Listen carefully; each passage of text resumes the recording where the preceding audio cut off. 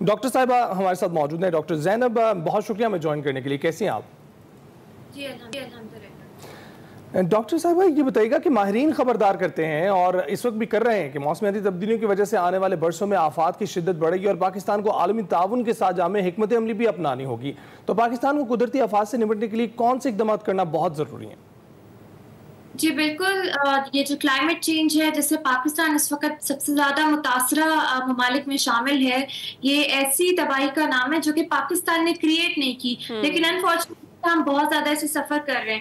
ابھی مسئلہ یہ ہے کہ آپ کی پوری دنیا میں اس وقت رائٹ ونگ گورنمنٹس جو ہیں وہ آ گئی ہیں اور وہ ریڈی نہیں ہیں کہ کلائمیٹ فائنانس کو بڑھائیں اور متاثرہ ممالک کی مدد کریں، بلکہ ابھی جو نیٹو میں پلیج ہوا 2035 تک جو ہے ممالک اپنا ڈیفنس بجٹ بڑھائیں گے 5% تک، لیکن کلائمیٹ فائنانسنگ پہ وہ اتنا بھی بڑھانے پہ ایگری نہیں ہو رہے. تو یہ تو ایک انٹرنیشنلی یہ کلائمیٹ جسٹس کا معاملہ ہے جس پہ وہ ایگری نہیں کر رہے. تو ابھی پاکستان کے لیے ضروری ہے کہ ہم اپنے جو وسائل ہیں، ایگزسٹنگ وسائل ہیں، اس میں رہتے ہوئے ہمیں اپنی پلاننگ کو امپروو کرنے کی ضرورت ہے.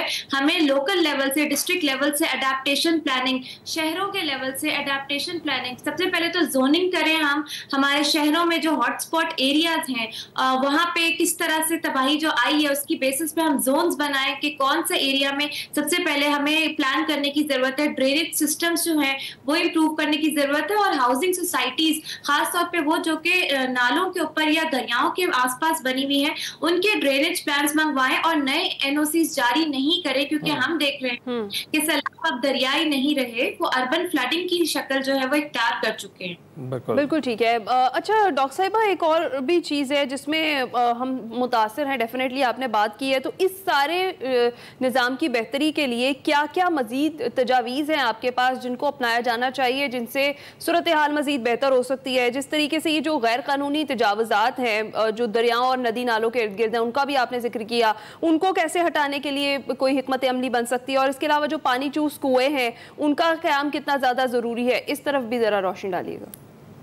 دیکھیں، جو غیر قانونی تجاوزات ہیں آپ اگر ہم نہیں ہٹائیں گے تو سیلاب ہٹا دے گا. سو ان ون وے اور دی ادر وہ ہٹ ہی جائیں گے. تو سیلاب میں تو جانیں چلی جاتی ہیں، تو چلو کم از کم اتھارٹیز ہٹائیں گی تو جان تو بچے گی، کیونکہ اس کا بھی اور کوئی سلوشن نہیں ہے کہ آپ کو اگر لوگوں کی جانیں بچانی ہے تو یہ ہاں ان کو ری لوکیٹ کرنا، اس کی اسٹریٹجی بنانے کی ضرورت ہے. دوسری بات یہ کہ کلائمیٹ سمارٹ انویسٹمنٹ کی ایک اسٹریٹجی ہونی چاہیے ملک میں، تاکہ آپ اس طرف انویسٹمنٹ انوائٹ کریں جو کلائمیٹ کے مد میں ضروری ہے. اس وقت کوئی لوگ بے دھڑک ملینز آف بلینز انویسٹ کر دیتے ہیں ایسی سوسائٹیز میں جہاں پہ ان کی انویسٹمنٹ ڈوبتی ہی ہے سیلابوں میں. تو میرے خیال سے یہ ملک میں ایک کنٹری لیول پہ یہ پلاننگ ہونی چاہیے. پھر بہت بڑے لیول پہ میس اویئرنیس، آگاہی کیمپین.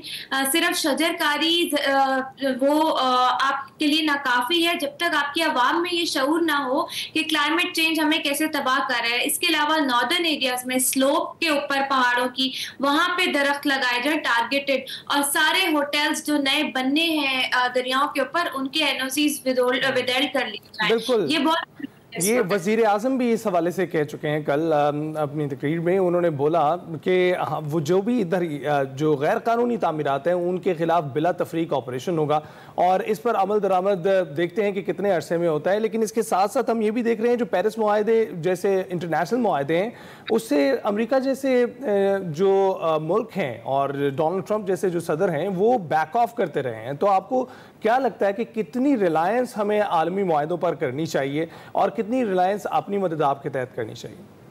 دیکھیں، ہمیں سیکھنا چاہیے. 2022 کے سیلابوں کے بعد جب جنیوا کانفرنس ہوئی تھی، پاکستان سے $10 بلین کی کمٹمنٹ ہوئی تھی جس میں سے صرف 5% گرانٹس تھی، باقی سب جو ہے وہ لونز تھے. تو ہمیں تب بھی عالمی مدد نہیں ملی سیلابوں میں. پہلے آپ کے لوکل ریسورسز نے ہی ہیلپ کی تھی اور پیسہ آیا تھا، لوکلی جنریٹ ہوا تھا. اس کے بعد عالمی یہ ان کائنڈ ڈونیشن یہ سب آنا شروع ہوا، وہ بھی اس طرح سے نہیں آیا جس حساب سے وعدے ہوئے.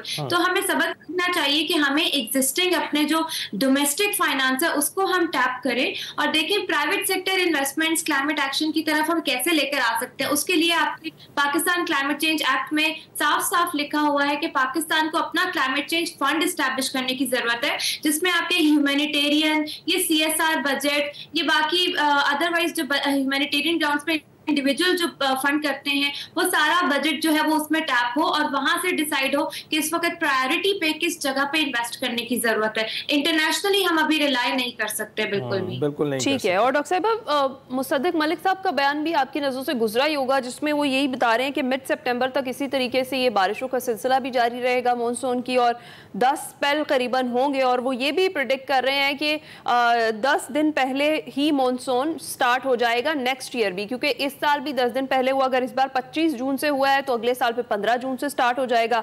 अगर इसी रफ्तार से मौसमियाती तब्दीलियां जो हैं वो रोनुमा होती रहीं तो फिर तो सारा निज़ाम बिगड़ कर रह जाएगा। मतलब इसी तरीके से सर्दियों का दौरानिया कम हो जाएगा, और जिस रफ्तार से ग्लेशियर्स पिघल रहे हैं वो भी हमारे सामने है। माजी में भी आपकी काफ़ी सारी पेशन गोइयाँ जो हैं वो दुरुस्त साबित होती रही हैं।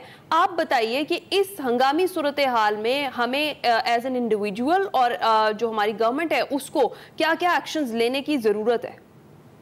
देखें, क्लाइमेट चेंज एक ग्लोबल रियलिटी है, ग्लोबल इमरजेंसी है। पाकिस्तान कोई वाहिद मुल्क नहीं है जो इससे सफ़र कर रहा है। आपके खित्ते में और ममालिक भी, गरीब ममालिक, इससे बहुत ज़्यादा सफ़र कर रहे हैं। तो इस वक्त हमें अपनी ऑन ग्राउंड प्लानिंग जो है वो इम्प्रूव करने की ज़रूरत है।